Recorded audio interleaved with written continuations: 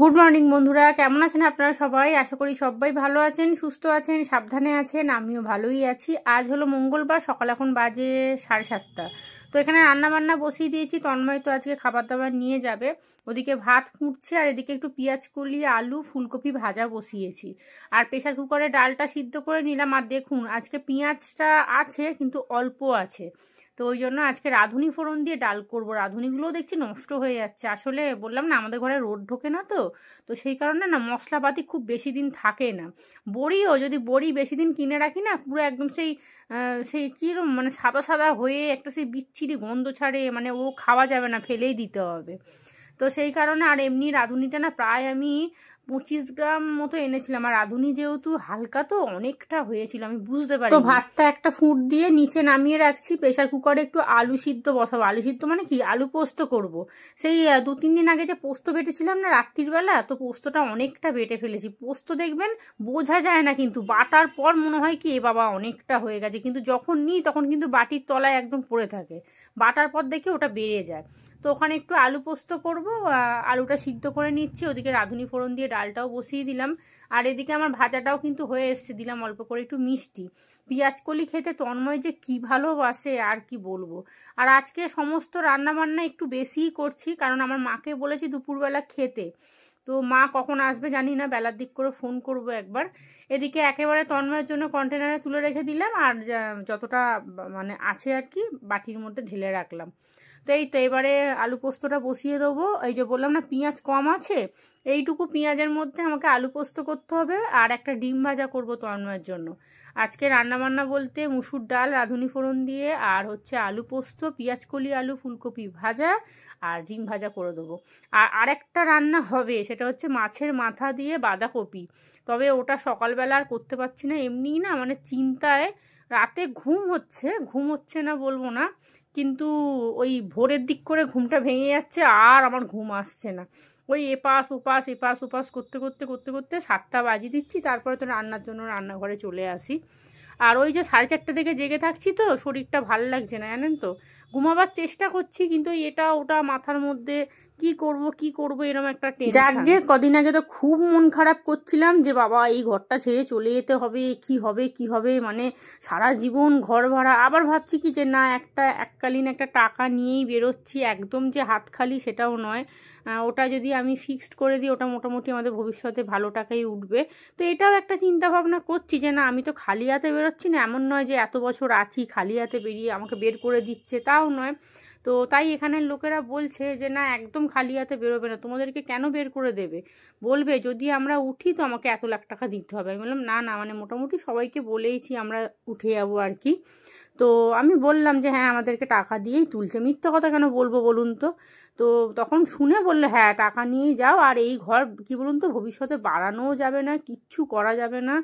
আর জানলা দরজা এখন পাল্টাতে গেলে প্রায় 15-20 হাজার টাকা। বাথরুমটার তো কী অবস্থা। তো সমস্ত কিছু চিন্তা করে ভাবলাম। আবার তাই আমার বাবা বলছে যে দেখ, হয়তো তোরা বাইরে বেরোলে দেখবি এক কাটা জায়গা হয়তো কিনতে পারবি। ওই যা টাকা দিয়েছে তার থেকে আরও কিছু ভবিষ্যতে একটুখানি মানে মিলিয়ে এক কাটা জায়গা হয়ে যাবে। চিন্তা করিস না, যার কেউ নেই তার ভগবান নিশ্চয়ই থাকে।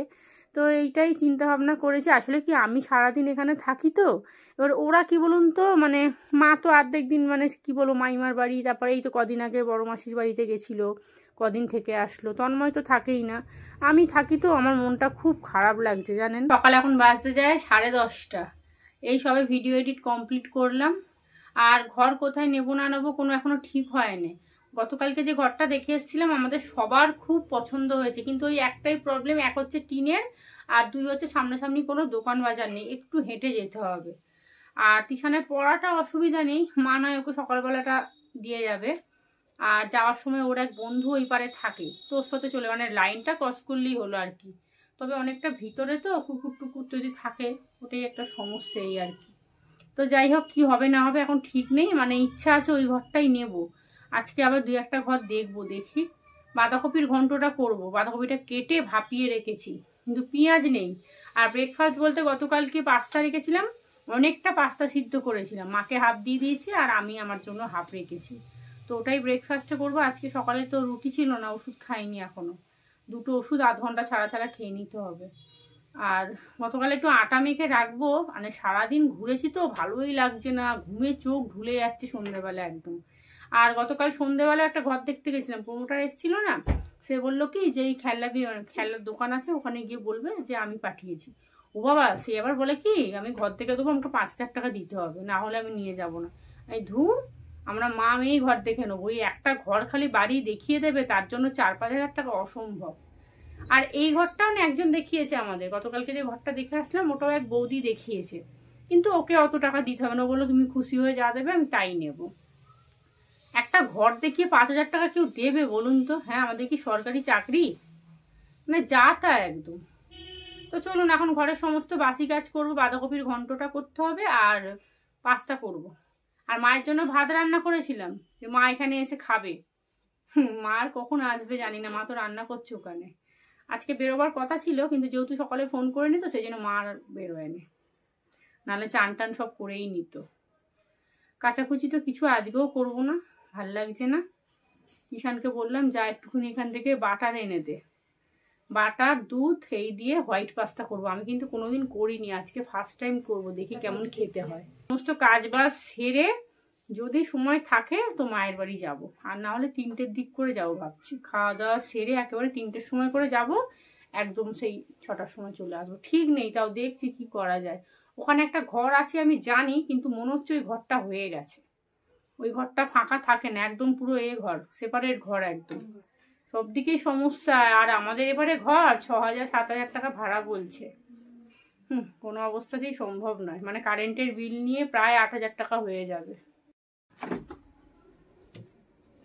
ফ্রিজটার যা অবস্থা, আর পরিষ্কার না করাই ভালো। একেবারে নিয়ে চলে যাব, যে বাড়িতে ঢুকবো সেখানে গিয়ে একেবারে ফ্রিজ ভালো করে পরিষ্কার করে নেবো।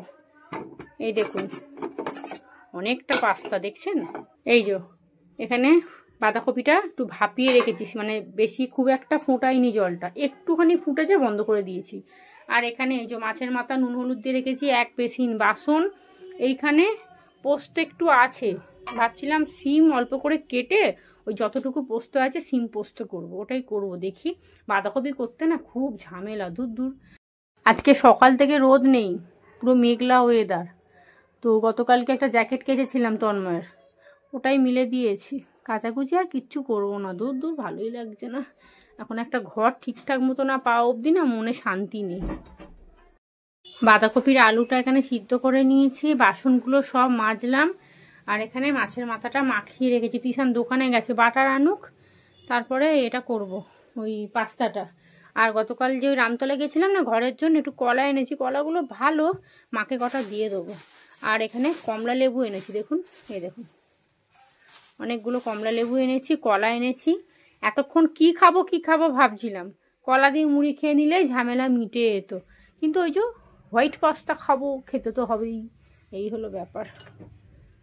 চলুন পাস্তাটা এদিকে বসিয়ে দিই, ওই তো তিশান চলে এসছে। হোয়াইট পাস্তা করার জন্য কড়াটা ভালো করে গরম করে নিয়েছি। এইবারে বাটার দিচ্ছি। তো বাটারটা একটু বেশি পরিমাণে দিতে হবে, মানে পুরো রান্নাটাই কিন্তু বাটার দিয়ে হবে। তবে আমি একটুখানি ভেজাল মেশাচ্ছি, মানে সাদা তেল দিচ্ছি, অতটা বাটার আমার নেই। তো বাটারটা দেওয়ার পরে এইবারে দিলাম একটু বেশি করে রসুন কুচি। রসুনটা ঘষেও দিতে পারেন, আর নালে কুচি কুচি করেও দিতে পারেন, যদি আপনারা মনে করেন যে কামড়ে খাবেন। মানে ওটা আমাদের খুব একটা পছন্দ করবে না, তিশানও ভালোবাসে না, আমিও ভালোবাসি না, তাই একটুখানি ঘষেই দিলাম। রসুনটা ভালো করে ভেজে নিয়েছি, কাঁচা গন্ধটা চলে গেছে। এবারে দিয়ে দিলাম দুধ। দুধের মধ্যে দিয়ে দিচ্ছি এবারে 2 থেকে 3 চামচ মতো হচ্ছে পাস্তা যতটা আছে আমি সেই অনুযায়ী দুধ আর ময়দাটা দিয়েছি, যদি কম থাকে তো আপনারা কম দেবেন। এইবারে এটাকে ভালো করে মেশাতে হবে। এই যে ডেলা ডেলাগুলো দেখছিলেন না, ওটা যতক্ষণ না একদম পুরো মিহি হচ্ছে, পাতলা একটা ওই পেস্টের মতো হচ্ছে, ততক্ষণ মিশিয়ে যাবেন একদম ভালো করে হাতা দিয়ে। মেশানো হয়ে গেছে, এইবারে দিয়ে দিলাম পাস্তাটা দিয়ে এইবারে অনেকক্ষণ ধরে এবার এটাকে নাড়াচাড়া করব। আর দেবো একটু বেশি করে মিষ্টি, পাস্তা মানেই তো মিষ্টি, মিষ্টি না হলে ভালোই লাগবে না খেতে।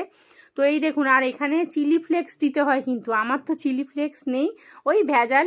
ওই 2খানা না 3খানা শুকনো লঙ্কা নিয়েছি, ওটাকে একটু ঘষে চিলি ফ্লেক্স করে নিচ্ছি। আর একটু কুচিয়েও দেওয়া যায়। এটা কি বলুন তো, মুখে পড়লে ঝাল ঝাল তো খেতে খুব সুন্দর লাগে। তো ব্যাস দিয়ে দিয়েছি, অল্প করে একটু মিষ্টিও দিয়ে দিয়েছি, হয়ে গেছে সমস্ত কিছু। এবার এটাকে ভালো করে চাপা দিয়ে একটু না, মানে চাপা দিয়ে রেখে দিলে হবে না কিন্তু, নিচটা তাহলে লেগে যাবে, মানে বারবার ধরে নাড়তে হবে। তো হয়ে গেছে। এই যে আর একটা বাটার আমি লাস্টে রেখেছিলাম, ওটাকে এবার শেষে দিয়ে দিলাম। আর একটুখানি মনে হচ্ছিল ওই চিলি ফ্লেক্সটা লাগবে, মানে ওই শুকনো লঙ্কা আর কি, তো ওটা একটু কেটে কেটে দিয়ে দিলাম। ব্যাস মুখে দিয়ে দেখলাম দুর্দান্ত। এই হলো হোয়াইট পাস্তা। এর মধ্যে যদি একটু চিজ দেওয়া যেত দারুণ লাগতো, দারুণ। আমি একটুখানি শুকনো লঙ্কা কুচিয়ে দিয়েছি চিলি ফ্লেক্সের জায়গায়, চিলি ফ্লেক্স আর একটু বেশি করে চিজ। ও খেতে বেশ ভালোই হয়েছে। একটুখানি মুখে দিয়ে দেখলাম, সুন্দর হয়েছে খেতে। আর দেখবেন শুকনো শুকনো হয় হোয়াইট পাস্তা। যাই হোক, ঘরোয়াভাবে করলাম। এরপর যখন করব একটু চিজ নিয়ে এসে রাখবো, খুব সুন্দর খেতে লাগবে। এখানে আমার জন্য কলা মুড়ি মাখলাম, কারণ কলাগুলো না নষ্ট হয়ে যাচ্ছিলো। তিশানকে বললাম দুটো খেয়ে নে, আর একটা ফেলে দিয়েছি। এখানে 2-3খানা কলা মেখে নিয়েছি। মাছের মাথাটা ভাজা বসিয়ে দিলাম। এখানে পেঁয়াজ টমেটো কেটে নিয়েছি, বাঁধাকপি আলু তো সিদ্ধ হয়েই গেছে। চলুন এবার এটা খেয়ে ওষুধ খাই। বল কেমন হয়েছে? খুব সুন্দর হয়েছে খেতে, জানেন আমি প্রথমবার করলাম। খালি একটু একটা জিনিস কম, খালি একটু চিজ দিলে একদম দারুণ হতো। তিশান খানিকটা খেয়ে নিল, আবার এটা আবার চেয়ে নিয়ে এলো।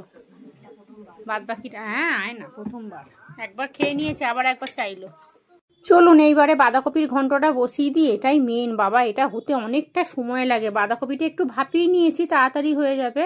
আর আলুটাও তো সিদ্ধই আছে। মাথাগুলো ভালো করে ভেজে নিয়েছি, তবে আমি না সব মাথা দেব না, কারণ অনেকটা বড় মাথা তো, এতটা লাগবে না। আর বাঁধাকপি খুব একটা বড় নয়, মানে মাঝারি মতোই বাঁধাকপিটা নিয়েছিলাম। আমাদের ছোট সংসার তো, ছোট্ট নিলেই হয়ে যায়। তো এক পিস মাথা ওই আগের বারের মতো তুলে রেখে দেবো। যদি তন্ময়কে একটু মাথা দিয়ে ডাল করে দিই তো দেবো, না হলে মাছের ঝাল যদি করি মাছের ঝালের সাথে দিয়ে দেবো। কালকে কি পরশুদিন করে দেবো। তবে আমার মন বলছে ও আর এই মাথাটা খাবে না, কারণ ও বুঝতে পেরে যাবে যে এটা ওই 4-5 দিনের আগের মাথা এটা। তো সেই জন্য মুগ ডাল করলে ওটা আরও কত কায়দা করে যে সংসার করতে হয়, সে শুধু যে করে সেই একমাত্র জানবে। তো চলুন এখানে আলুটা দিয়ে দিয়েছি, পেঁয়াজ টমেটো আদা রসুন প্রতিদিনের গুঁড়ো মশলা সমস্ত কিছু দিয়ে এইবারে ভালো করে কষিয়ে নিয়েছি। এইবারে বাঁধাকপিটা দিয়ে দিলাম। বাঁধাকপির মধ্যে নুন হলুদ একেবারে একটু গুঁড়ো লঙ্কা দিলাম, একটু ঝাল ঝাল করেই করবো। এই বাঁধাকপির ঘন্টটা কিন্তু খুব সুন্দর খেতে হয়। আর নিরামিষ বাঁধাকপিটাও কিন্তু খেতে খুব সুন্দর হয়, কিন্তু আমাদের ঘরে ওই যে তন্ময় খাবে না। ও আবার একটুখানি মানে বাঁধাকপির মধ্যে ওর একটু মাথা হলে নাকি ভালোই হয়। এই বাঁধাকপি দিয়ে কত জল বেরোবে দেখুন খালি। আলুটা না অর্ধেক সিদ্ধ করেছি, নাহলে একবারে ঘন্ট হয়ে যাবে। আর মাকে বললাম আসো, তোমার জন্য রান্না করেছি, চালও নিলাম। মা বলছে দাঁড়া তাহলে দুপুরে যাবো। বলছে হ্যাঁ তুমি কাজ বাজ সেরে স্নান টান করে সব কিছু করে তারপরে আসো। বাঁধাকপিটা হয়ে গেলেই ব্যাস, রান্নাঘর পুরো পরিষ্কার করতে হবে আজকে ভালো করে সাবান দিয়ে স্কচ ব্রাইট দিয়ে। ততক্ষণ আমি ঘরটা ঝাঁট দিয়ে মুছে নিই আর বাসনগুলো মেজে নিই। বাজে এখন 12:30, সমস্ত কিছু হয়ে গেছে। রান্না বান্না, এখানে বাসন অনেক ছিল সব মাজলাম, গ্যাস ওভেন স্ল্যাব সব ভালো করে পরিষ্কার করলাম। তাই ভাবছি দেখুন এত বছর এই ঘরে ছিলাম, এই ঘরটা ছেড়ে চলে যেতে হবে। যাই হোক, আর এখানে বাঁধাকপি সমস্ত রান্না ভালো করে গুছিয়ে রেখে দিয়েছি। চলুন এবারে জল গরম বসাবো। জল গরমের গামলাটা এইবারে পাওয়া যাবে, কারণ ঘর নাড়া হবে তো। গতকালকেও স্নান করেনি, আমরা ছিলাম না তো, সেই এসছি 1:30টার সময়, তখন আর বললো মা স্নান করবো না। কাচাকুচি কিছুই নেই, বাইরে দেখুন না রোদই নেই, আবছা রোদ একদম। উফ, আজকে তন্ময় আসুক, রাত্রিরে বসে আলোচনা করব কি করব না করব, ওই ঘরটা নেব কি না। মা তো দুপুরবেলা আসবে বলেছে। চলুন ব্রেকফাস্ট করে তারপরে ওষুধগুলো খেলাম। এই দেখুন সারাদিন শুয়ে আছে। ওর 1 তারিখ থেকে না, ওর 2 তারিখ থেকে পড়া শুরু। আন্টি ফোন করেছিল। পাস্তাটা না ফ্রিজে তুলে রাখি, ঠান্ডা হয়ে গেছে। হ্যাঁ এত সুন্দর হয়েছে পাস্তাটা খেতে যে কি বলবো, খুব। ফ্রিজেও আর কিছু নেই। দিদা সেই বললো 1:30-2টোয় আসবে, রুনু মামি নেই তো। আমার ছোট বৌদি নেই জানেন তো, ওর ছেলেটার কদিন ধরে এত জ্বর, ওই আজকে রক্ত পরীক্ষার রিপোর্ট নিয়ে ডাক্তারের কাছে গেছে। রুনু মামি নেই, সানুদাদার মামার বাড়ি চলে গেছে। যাই হোক চলুন স্নান করি, তারপরে পুজো দেবো। আজকে মঙ্গলবার, ঘুম থেকে উঠলো 10:30টার সময়। আমি বললাম খেয়ে দিয়ে গিয়ে একটু ফুল এনে দে। যাই হোক কুচো ফুল আছে, পচে গেছে না, গাঁদা ফুল এখন পচবে না রে, শীতকাল না, দোপাটি তবু পচে যাবে, কিন্তু গাঁদা ফুল পচবে না। বাজে এখন 2টো, পুজো হয়ে গেছে, স্নান হয়ে গেছে, কাচাকুচি তো কিচ্ছু করিনি। আজকে দুপুরের লাঞ্চ মেনু এই দেখুন, 1 হাঁড়ি ভাত, কারণ বললাম তো মা আসবে, মা এসেও গেছে, ওই ঘরে বসে আছে। আর এই হলো আজকে রাঁধুনি ফোড়ন দিয়ে ডাল। দেখুন ডালটা কত পাতলা করেছিলাম, দেখছেন পুরো ঘন হয়ে গেছে। মুসুর ডাল না, মুগ ডাল মুসুর ডাল দেখবেন একটু ঘন হয়ে যায় রেখে যাওয়ার পরে, রাখার পরে। তো এখানে এই যে আলু পোস্ত খুব বেশি করিনি, তিশানকে আর মাকে দিয়ে দেবো। আর এই হলো পেঁয়াজকলি, ফুলকপি, আলু ভাজা। আর যেটা মেন সেটা হচ্ছে এই দেখুন বাঁধাকপি, মাছের মাথা দিয়ে বাঁধাকপির ঘন্ট। বাবা ভালো করে বলতে হবে। তো শুকনো করে না করেছি, একটুখানি গরম মশলা দিলে ভালো হতো, কিন্তু ছিল না। আর এই দেখুন মা আসার সময় এখানে শাক ভাজা আর একটা ডিম ভেজে নিয়ে এসেছে, এটা মেথির শাক ভাজা। তো চলুন এইবারে খাওয়া দাওয়া করবো, কারণ আর বেশি দেরি করব না। অনেকক্ষণ বসে আমি আর মা গল্প করছিলাম। মা এসছে ওই 1:45 করে, বাজে এখন 2:40, এই সবে আমাদের খাওয়া দাওয়া হলো। আর আমার মা চলে গেছে জানেন, মানে আমি আপনাদেরকে খাবারগুলো দেখিয়েছি, থালাটা খালি বার করেছি যে মাকে খেতে দেবো আগে, তারপরে আমরা মানে এক এক করে খাবো আর কি। ও বাবা, তারপর দেখি আমার ছোট বৌদি আমার ফোন করছে, বলছে বোন মাকে বলো মাসি এসছে, আমার মেজো মাসি। তো মাকে বলে মা তোমার মেজ দিদি এসেছে গো। বলছে হ্যাঁ। আমি বললাম হ্যাঁ। তো মা বলছে আমি চলে যাই। আমি বললাম 2টো ভাত খেয়ে যাও। বলছে না রে আমি চলে যাই। ওই শাক টাক যা নিয়ে এসেছিলো নিয়ে চলে গেছে। তো বললো দেখি ঘরে ডিম আছে, ডিম ভাজা করে দেবো, ডাল আছে, তরকারি একটু দেবো, আর এই শাক ভাজাটা দিয়ে দেবো। তো মা সঙ্গে সঙ্গেই বেরিয়ে গেছে, এক ফোঁটাও বসেনি। তার উপরে মানে মা বেরিয়ে গেছে, ছোট বৌদি ফোন করে আবার বলছে জানো মাসি এত আমোদি মাছ নিয়ে এসছে, ওদের ওখানে আড়ত তো, হয়তো অনেকক্ষণ আগে বেরিয়েছিল, তো নিয়ে এসছে। মা বলছে পুরো একদম টাটকা জানো বোন। তো মাসি বললো ছেড়ে দাও, সুপ্রিয়ার ফ্রিজে রাখতে হবে না, একবারে কেটে নুন হলুদ দিয়ে একদম ভেজে রাখো, কালকে রান্না করবে কোনো। শীতকাল তো অসুবিধা নেই, গরমকাল হলে পচে যেত পুরো একদম। তো যাই হোক এখন ভিডিও আপলোড করব, আর ভাবছি কি একটু বেরোবো। আমার মায়ের বাড়ির ওখানে একটা বেশ সেপারেট ঘর আছে, আমি জানি ওরা 2-3 বছর আগে ওখানে ভাড়া দিত। তো ওটাই না একবার খোঁজ নেব। ওটা 3টে ঘর, তারপর পায়খানা, বাথরুম, তারপর রান্নাঘর, বেশ বড়। বাড়িওয়ালা ওখানে থাকে না, ওই মন্দিরের একদম অপোজিটে দোতলাটার ভাড়া আমি যতটুকু জানতাম 5,000, আর নিচেরটা মনে হয় 3,000 টাকা, কারণ দোতলাটা পুরো পাথর সেটিং ছিল একদম। তো দেখি যাই একবার, ভাবছি গিয়ে দেখে আসি একটু। আর এমনিও ঘরের জন্য আরও 2-একটা খোঁজ করবো। তন্ময় ফোন করেছিল, বলছে কি গো বেরিয়েছে? বলছি না আজ আর আমি বেরোইনি, বাঁধাকপিটা না করলে না আর খেতো না জানেন তো। অলরেডি মানে 2-3 দিন হয়ে গেছে মাছের মাথাটা। তন্ময় সকালবেলা বলছে বাঁধাকপিটা এখন কাটছি, সকালেই কেটে রেখেছিলাম, তখন বলছে কি আজকে বাঁধাকপি করলে খাবো, কালকে আর করলে খাবোই না। ও তো ফ্রিজের মাছ টাছ খুব একটা খেতে চায় না, আর এমনিও দেখবেন মাছের মাথা একটা বিচ্ছিরি গন্ধ ছাড়ে। ওই জন্য আমি বললাম না আমার সময় লাগুক, আমি বাঁধাকপিটা আজকে করেই নেবো। রাত্রিরে খালি গরম গরম কটা রুটি করবো, ব্যাস তাহলেই হয়ে যাবে। আলু পোস্ত আছে, পেঁয়াজ কলি আলু ভাজা আছে, বাঁধাকপি আছে, মা তো খেলোই না। যাই হোক চলুন, বাবা হাঁপিয়ে গেছি খেয়ে, না কথা না ওষুধ খেয়েছি না, ওই জন্য আরও হাঁপিয়ে যাচ্ছি। তো চলুন বাড়ি যাব। এখানে তিশান রেডি হয়ে গেছে, এখন বাজে 3:30। যাবো না করে ফাইনালি রেডি হলাম। তিশান বলছে চলো মা ঘুরে আসি, আর এমনিও আমার মাসি এসছে বললাম না, গেলে একটু গল্প করতে পারবো, আর ঘরটাও দেখার আছে। ঘরে বসে থাকলে তো কিচ্ছু হবে না, আর তন্ময় যেই শুনবে না যে আমি যাইনি এক্ষুনি গজগজ করবে। আর এই দেখুন আমার মা না ওই উলের সোয়েটারটা রেখে দিয়ে গেছে, ওই জন্য ব্যাগে নিয়ে নিলাম, মাকে দিয়ে দেবো। তো চলুন ভিডিওটা এখানেই শেষ করি। আপনারা সবাই ভালো থাকবেন, সুস্থ থাকবেন, সাবধানে থাকবেন। ব্লগটা যদি ভালো লাগে চ্যানেলটা সাবস্ক্রাইব করবেন, আর কমেন্ট করে জানাবেন কেমন লাগলো। আজকের মতো সবাইকে টাটা।